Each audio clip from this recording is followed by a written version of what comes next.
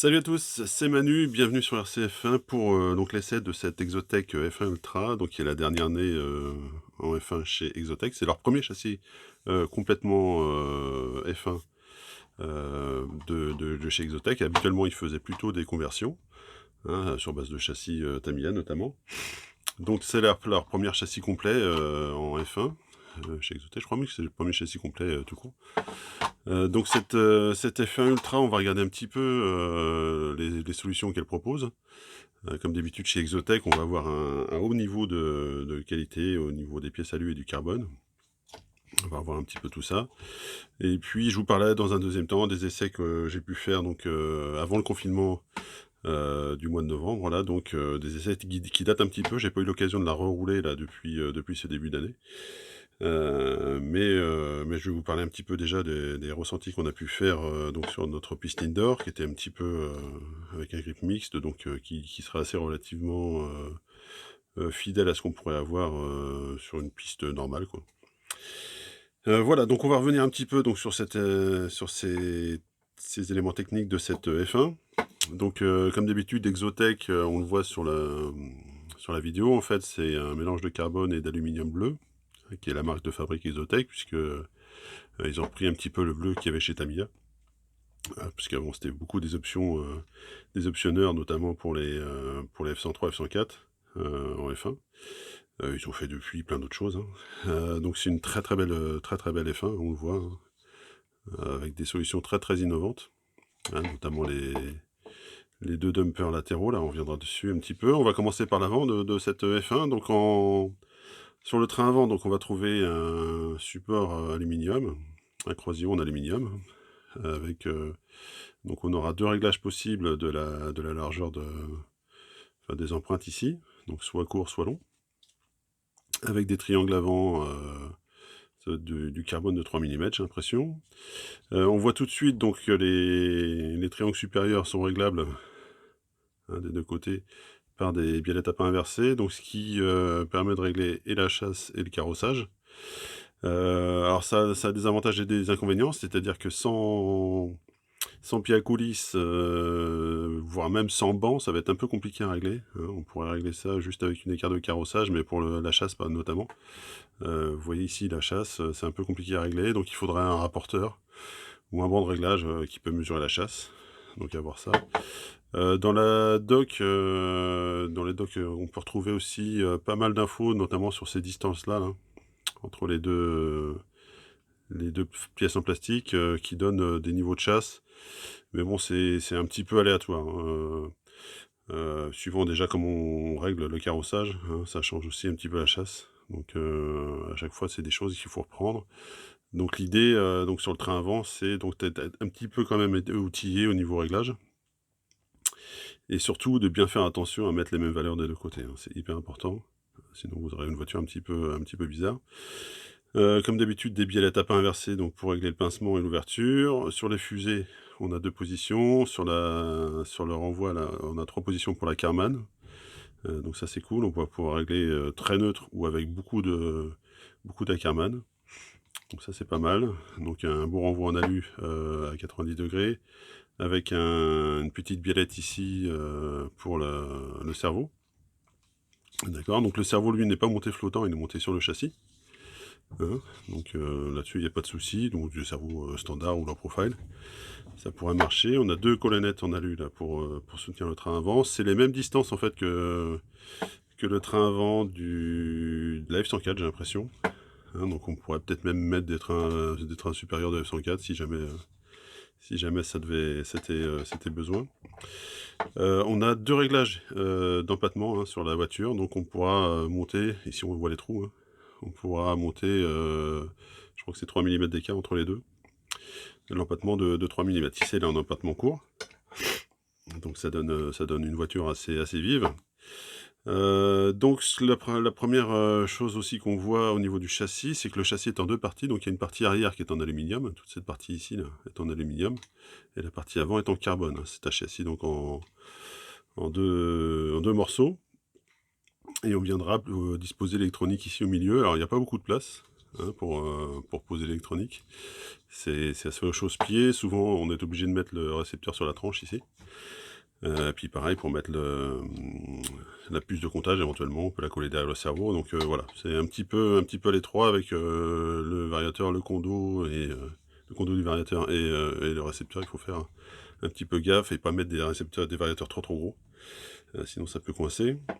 Les links, eux, donc pas de souci, il n'y a pas d'autre position de réglage, hein. C'est des links qui sont pareil avec des renvois.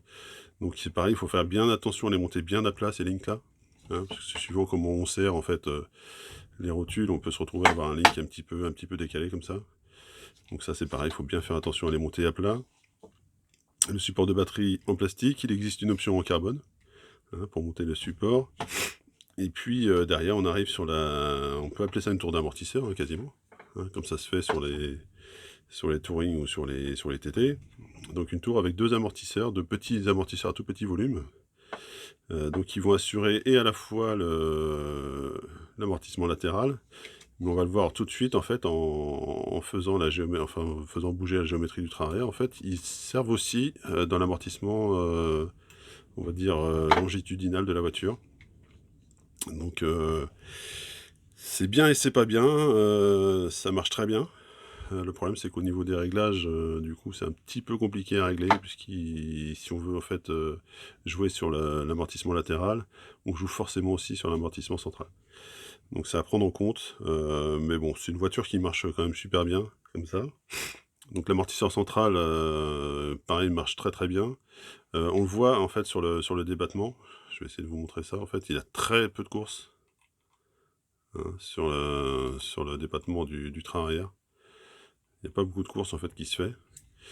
À l'intérieur de l'amortisseur, là, on a un petit ressort aussi qui permet de réduire un petit peu le drop, ici, là.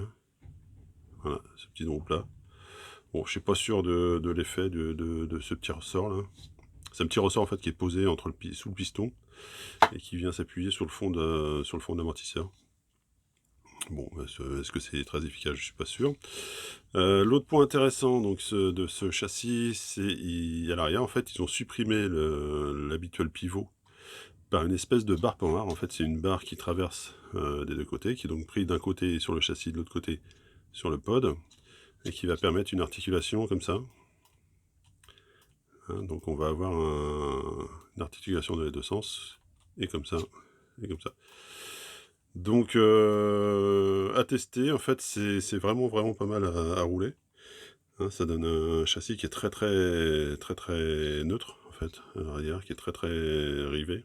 Ça bouge pas, ça fait un peu le même ressenti que le V-Link en fait sur la Phoenix. Ça donne une voiture très stable. On reviendra dessus un petit peu après on en parlera pour les essais.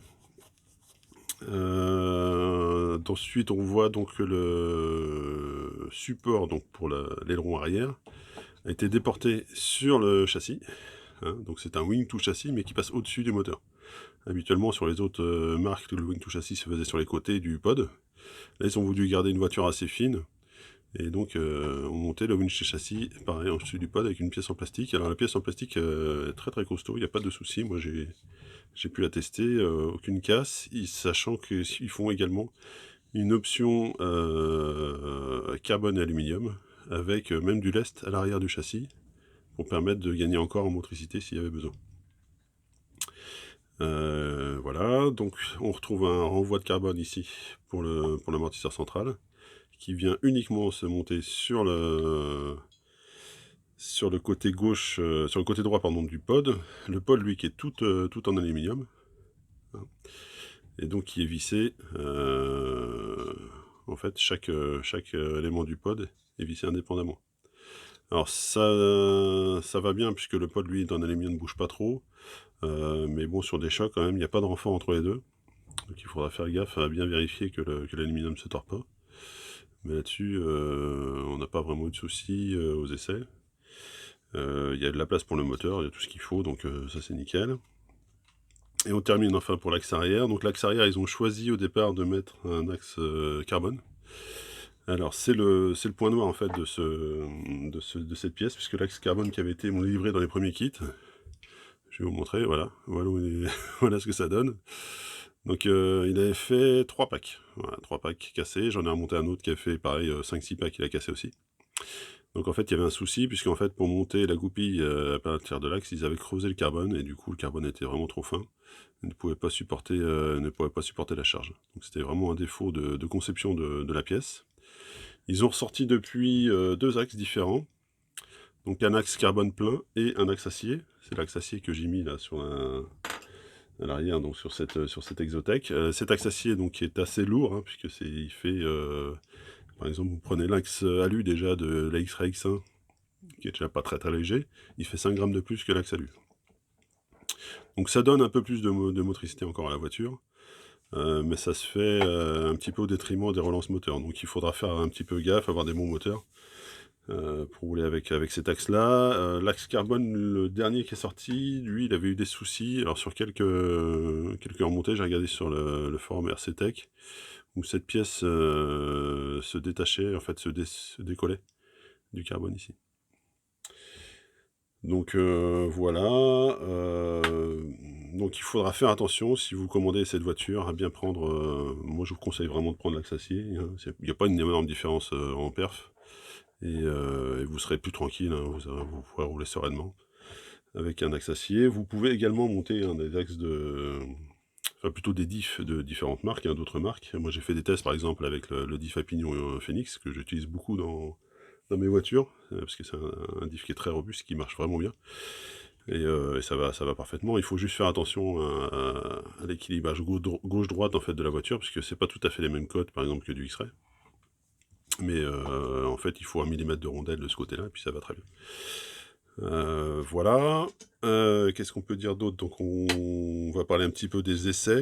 Ce que je vais faire, c'est que je vous laisse regarder d'abord la vidéo qu'on a pu faire donc sur la moquette indoor de l'Atlantic Racing Club. Donc c'est une moquette avec un grip moyen, un petit peu bosselé. Et on se retrouve après pour en parler ensemble.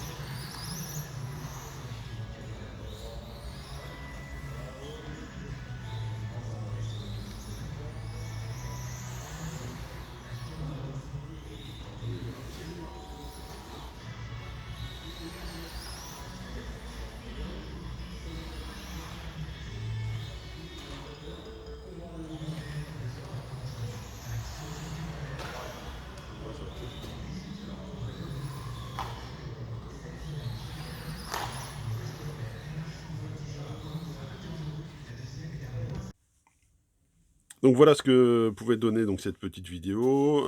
C'est une vidéo à titre d'exemple. En termes de chrono, on arrive sur les mêmes chronos quasiment que la Phoenix, ou un petit peu plus rapide que la X-Ray. Ce qu'il faut noter, donc ce que je vous ai dit au départ, c'est que le train arrière est très stable, hein, sur cette voiture, notamment dû à ce double amortissement là, et renforcé par l'amortisseur central, plus la barre Panhard. Si vous roulez en plus avec un diff à pignon derrière en plus, c'est vraiment hyper stable. Donc là-dessus, ça c'est top. Hein, la caisse encaisse tous les mouvements et toutes les déformations de la piste, ça c'est vraiment bien. Le train avant, lui, mériterait d'être un tout petit peu plus incisif, mais on pourrait bosser un petit peu sur les réglages, peut-être les laisser un petit peu. Mais il marche vraiment bien. Alors comme je vous l'ai dit, le problème effectivement c'est de setuper correctement les deux parties et d'avoir des outils nécessaires pour avoir les bonnes mesures, hein.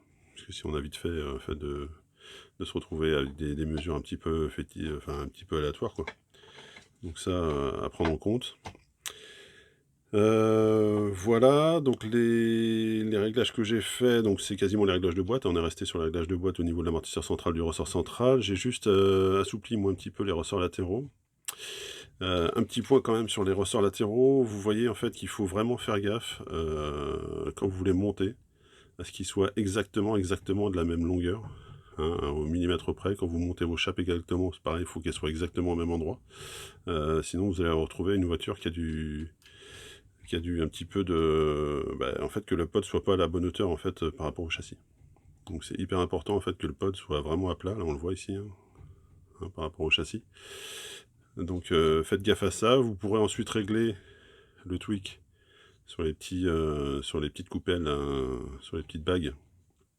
Donc s'il y a besoin, ça se fait très très bien. Mais il faut vraiment faire gaffe à ça, prendre son temps pour le monter, bien mesurer, pied à coulisse au dixième de millimètre. Sinon la voiture sera un petit peu bancale. Autre point, le jeu, en fait, vous allez retrouver beaucoup de jeux, en fait, dans toutes les pièces plastiques ici, d'articulation du train arrière. Que ce soit la barre panhard ici et les deux petites rotules en bas, là, elles ont énormément de jeux. Donc ça n'empêche pas la voiture de fonctionner. Mais moi, je l'ai réduit, ce jeu, en fait, en mettant de la cyano à l'intérieur des cellules, à l'intérieur des chapes, donc ici et ici, et puis en faisant jouer jusqu'à ce que la cyano sèche, en fait. Hein. Faut pas laisser, bien sûr, la pièce, sinon elle va coller. Mais vous faites jouer comme ça la chape sur le pivot. En fait, la cyano va se coller à l'intérieur de la chape et ne se collera pas du tout sur le pivot. Du coup, il va prendre tout son espace et vous diminuerez beaucoup le jeu. Alors, il faut faire très attention quand vous faites ça, il faut le faire en connaissance de cause. Vous pouvez le tester, par exemple, avec une autre chape sur une rotule que vous avez avant pour vous entraîner, parce qu'on a vite fait d'en foutre partout. Donc, il faut en mettre vraiment une toute petite goutte et puis prendre son temps pour le faire. En fait, on fait tourner, ça commence à se durcir. Hein, la colle commence à adhérer. Et puis quand elle sèche, en fait, ça reprend complètement sa forme. Et donc ça reprend la liberté qu'il faut, tout en alignant dans le jeu. Il y en a qui ont utilisé aussi des O-rings ici. Alors il faut surtout pas le faire, hein, des O-rings pour bloquer en fait le jeu, puisque ça va brider le débattement de l'amortisseur. D'accord. Donc ne mettez pas de O-ring à cet endroit-là, sinon vous allez avoir des surprises, hein. C'est vraiment à éviter le plus possible. Vous pouvez aussi mettre un petit film plastique, bon ça peut... Il y a quelques gars en pancar qui font ça. Mettre un petit film plastique et puis clipser la chape avec le film plastique dedans. Bon, ça peut faire un peu c'est un effet, mais je pense que ça ne durera pas dans le temps. Donc la technique de la cyano, c'est pas mal.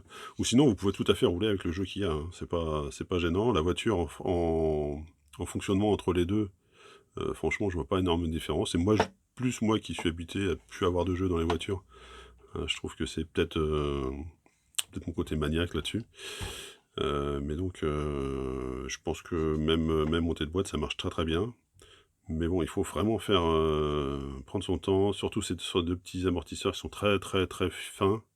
Voilà, donc il faut vraiment y aller au pied à coulisses, faites attention à tout ça. Donc bien évidemment, en prenant compte de ces petits désagréments, c'est pas vraiment une voiture que je conseillerais à quelqu'un qui veut débuter dans la catégorie en F1 ou quelqu'un qui veut débuter dans le modélisme. Hein, c'est vraiment un kit qu'il faut prendre le temps de monter. Faut s'y connaître un petit peu, il faut vraiment pas la monter de travers. Sinon vous allez avoir une voiture un peu bizarre. Voilà, c'est vraiment une voiture pour les connaisseurs de la marque. Qu'est-ce que je pouvais dire d'autre? Si, j'étais obligé de remonter les plots pour le montage de la carrosserie. Elles étaient trop bas, du coup, je ne pouvais pas les serrer dessus. Alors c'était avec une carreau, là c'est la BT6C. Faudra voir avec d'autres carreaux, peut-être que d'autres carreaux plus bas, ça pose pas de problème. Je sais qu'aux États-Unis, ils ont l'habitude de rouler notamment avec des carreaux protoformes. Je pense que les carreaux protoformes sont plus basses. Donc là-dessus, ça va très bien. Et elle est livrée donc de boîte sans carreaux, donc sans pneus, tout ça, mais elle est livrée avec les deux ailerons. Hein, donc l'ancien aileron Montec à l'avant, puis un aileron arrière. Je ne sais pas d'ailleurs, je crois qu'on dirait du X-Ray vu comme ça, mais je ne pourrais pas vous dire. Mais donc l'ancien aileron Montec, donc qui marche très bien. Hein. Là du coup, pour un petit peu plus d'avant, j'avais remonté les flaps ici au maximum. Ça marche très bien, on pourrait mettre les nouveaux aussi. Là-dessus, il n'y a pas de souci, c'est tout à fait compatible. Donc voilà, on va s'arrêter là pour ce test. Moi, comme d'habitude, je vous invite à aller faire un petit tour sur rcf1.fr pour profiter donc de nos derniers articles. Il y a toujours un forum hein, si vous voulez discuter, même si c'est pas très très actif en ce moment. Il y a aussi un groupe de discussion sur Facebook, hein, si vous voulez partager vos avis. Je sais que ça roule pas beaucoup en ce moment à cause du Covid, hein, parce que c'est plutôt une catégorie qui se roule en intérieur. Mais n'hésitez pas, moi j'ai dit aller rouler à l'extérieur avec les F1, moi je prends vraiment du plaisir à chaque fois que je sors sur des grandes pistes. D'ailleurs le prochain essai de la Schum là, que je vais monter, elle avait été tournée sur la grande piste de Viey, à côté de Nantes, hein, au sud de Nantes. Donc c'est vraiment hyper plaisant à rouler aussi, ces petits F1. Donc allez-y, faites-vous plaisir, et puis moi je vous dis à la prochaine pour une nouvelle vidéo. Allez, salut!